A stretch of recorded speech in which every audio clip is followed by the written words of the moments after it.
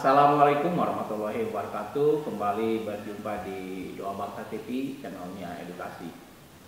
Para siswa sekalian, pada kesempatan kali ini di video pembelajaran yang akan saya sampaikan sekarang, saya akan menjelaskan tentang pelajaran PDTO atau pekerjaan dasar teknik otomotif untuk jurusan PDSN. Di mana yang akan saya jelaskan yakni bab 2 tentang power tool. Nah, pada kesempatan kali ini power tool itu sendiri nanti akan terbagi menjadi 3 bahasan. Yang pertama adalah mengklasifikasi power tool di bengkel otomotif, yang kedua penggunaan power tool di bengkel otomotif, dan yang ketiga adalah bagaimana cara merawat power tool yang digunakan di bengkel otomotif. Untuk lebih jelasnya, kalian simak dan perhatikan video pembelajaran berikut ini. Nah, para siswa sekalian, bagaimana nanti prosesnya?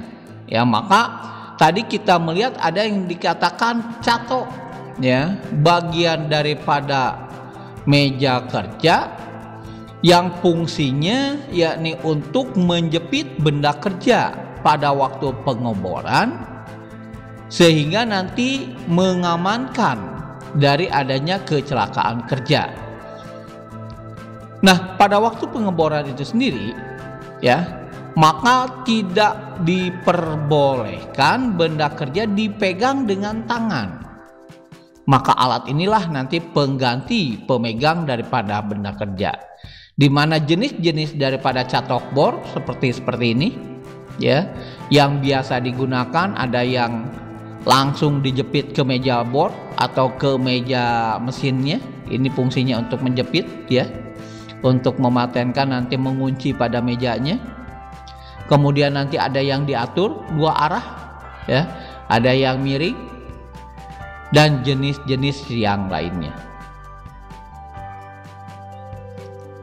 Nah, yang kedua yang dikatakan dengan power tool yang biasa ada dan digunakan di bengkel otomotif ini adalah mesin gerinda.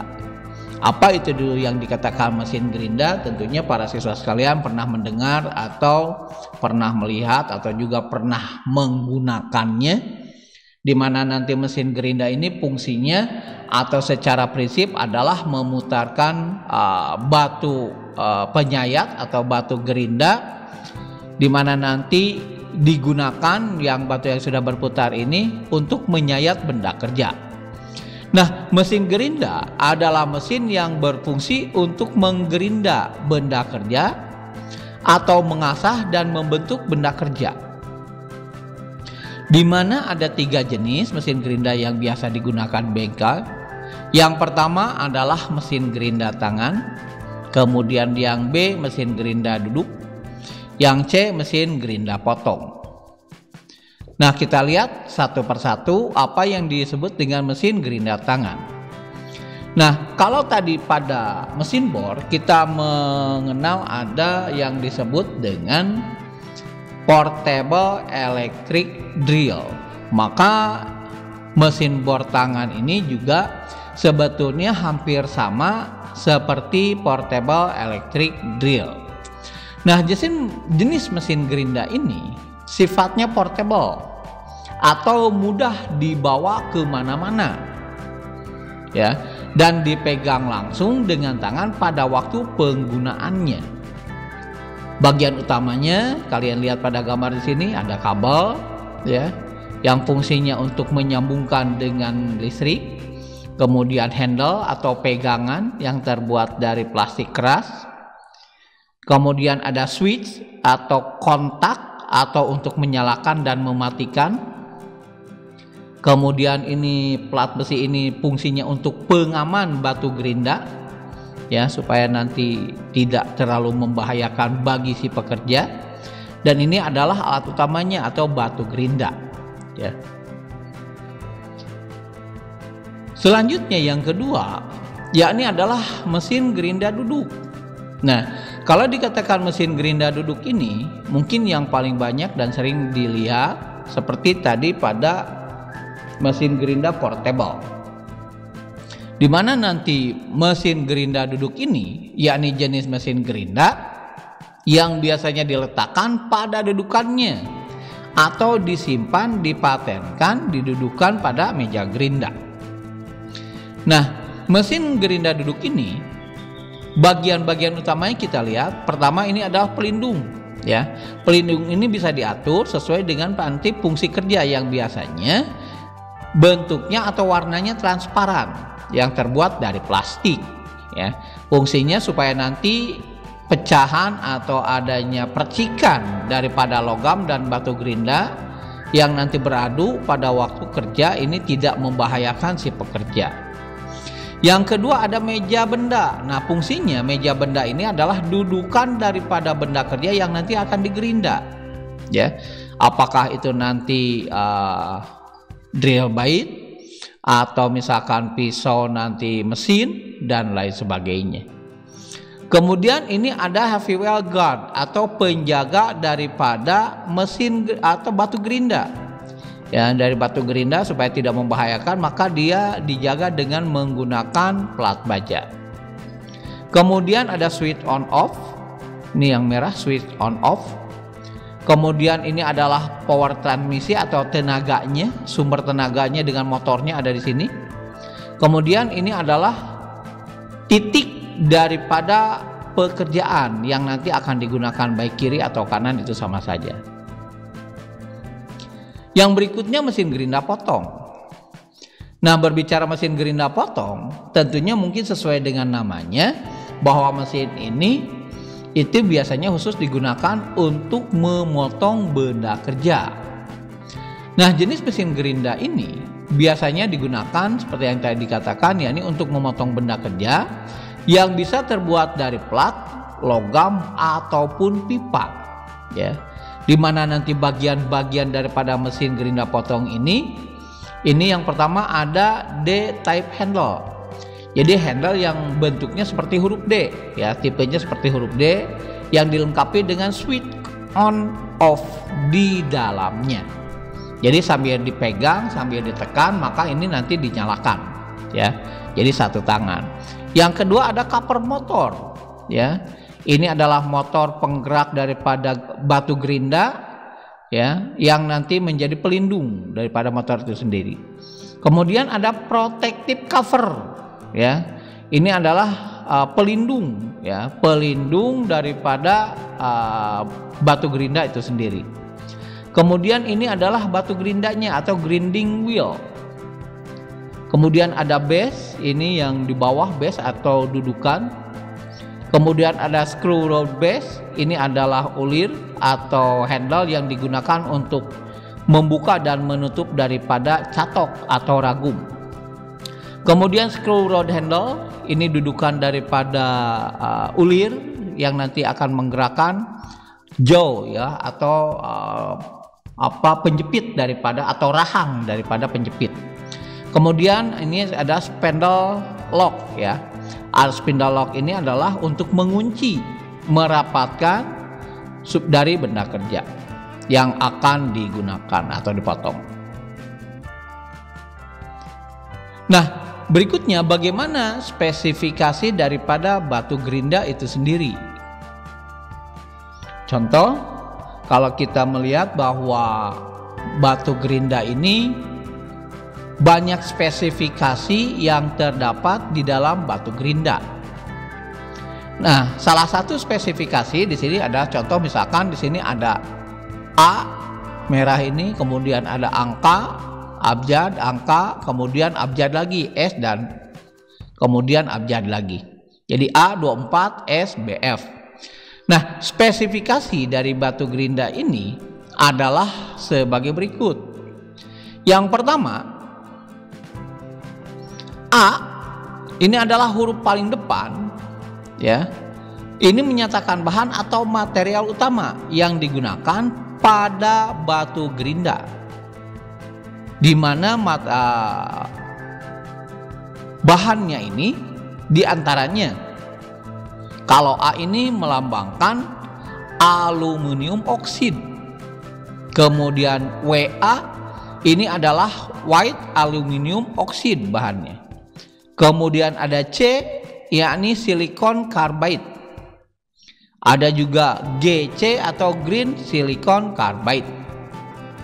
Kemudian 24 atau angka ini artinya ini menyatakan ukuran atau kekerasan batu gerinda, di mana makin besar angkanya maka permukaan batunya akan semakin halus. Seperti pada tabel nomor 1 ini angkanya 8 sampai 24, maka tingkat kekerasannya ini kasar atau coarse. Nomor 2 angka 30 sampai 60, maka tingkat kekerasannya sedang atau sifatnya medium. Nomor 3 angka 70 sampai 220, maka menunjukkan kekerasan adalah halus atau fine. Yang keempat, angka 220 sampai 800, maka artinya kekerasannya ini sangat halus atau very fine. Nomor 5, 1000 atau lebih, maka menunjukkan tingkat kekerasan batu ini ultra halus atau sifatnya ultra fine. Berikutnya, huruf yang dibuat biru warnanya ini menunjukkan satuan huruf setelah angka ini adalah tingkat kekerasan atau kekuatan dari perekatan material yang dinyatakan dari huruf D hingga Z. Di mana menurut tabel, maka untuk yang pertama huruf D, E, F, G, maka ini akan menunjukkan sifat kekerasan batu yang sangat lunak untuk batu gerinda. Nomor 2, H, I, J, K, maka tingkat kekerasannya lunak. Nomor 3, L, M, N, O, ini menunjukkan tingkat kekerasan yang sedang. Kemudian yang nomor 4, PQRS, ini menunjukkan tingkat kekerasannya yang keras dari batu gerinda itu sendiri. Yang kelima, T hingga Z, maka ini menunjukkan bahwa batu gerinda tadi ini sangat keras. Kemudian 1 atau 2 angka huruf berikutnya ini menyatakan jenis perekatan yang digunakan ya untuk menyatukan batu gerinda tadi atau membuat batu gerinda, di mana nanti huruf B ini menyatakan resenoid atau perekatan menggunakan bahan resin. Kemudian BF ini menyatakan resenoid reinforced, yakni perekatan yang menggunakan bahan resin yang diperkuat lagi. Berikutnya V ini menyatakan vitrified, yakni perekatan dengan memanaskan material hingga titik leburnya. S ini menyatakan silikat, yakni perekatan menggunakan bahan silika. Sehingga dengan demikian, ketika nanti ada spesifikasi pada batu gerinda A24SBF, maka dia mempunyai arti tadi dikatakan ini menyatakan bahwa material utama dari batu gerinda ini adalah aluminium oksid, di mana angka 24 ini menyatakan tingkat kekerasan batu gerinda yang berada pada tingkat kasar ya. Jadi kekasarannya ini adalah kasar atau coarse. Kemudian S menyatakan kekuatan rekat dari batu gerinda pada tingkatan keras ya atau hard. Yang terakhir BF ini menyatakan bahwa jenis perekatan material menggunakan bahan resin yang diperkuat. Itu adalah untuk spesifikasi daripada batu gerinda. Yang berikutnya, yang ketiga, yang termasuk power tool yang biasanya juga ada digunakan di bengkel otomotif, kita mengenal ada yang dimaksud dengan kunci impact atau impact wrench. Nah, apa itu kunci impact? Maka kita lihat sebagai berikut. Nah, kunci impact ini adalah mesin yang biasanya digunakan untuk melepas mur atau baut dengan cepat menggunakan tenaga udara atau kompresor atau sifatnya pneumatik, atau menggunakan listrik maupun hidrolik. Bagian-bagian utama daripada kunci impact Yang pertama ini adalah tempat pemasangan kunci sok yang paling depan. Yang kedua, tombol perubahan arah putar. Nanti bisa dirubah ke kiri atau ke kanan. Kemudian ada tombol pemutar alat atau switch off on. Kemudian baut penyetel momen putar, ya, kekuatannya berapa. Kemudian ini adalah selang fungsinya yang dipasang nanti kepada mesin yang menghasilkan tekanan udara. Keempat, yang biasanya menjadi alat yang banyak digunakan di bengkel otomotif, yakni yang nomor 4 adalah obeng pneumatik atau pneumatic screwdriver.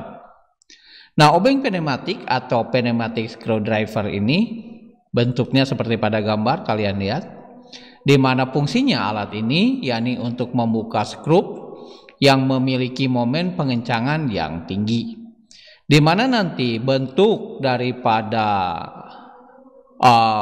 baut maupun murnya itu sendiri atau kepala daripada baut itu sendiri nanti dapat diganti sesuai dengan bentuk yang ada, ya, disesuaikan nanti dengan bentuknya, diganti kemudian baru dipakai.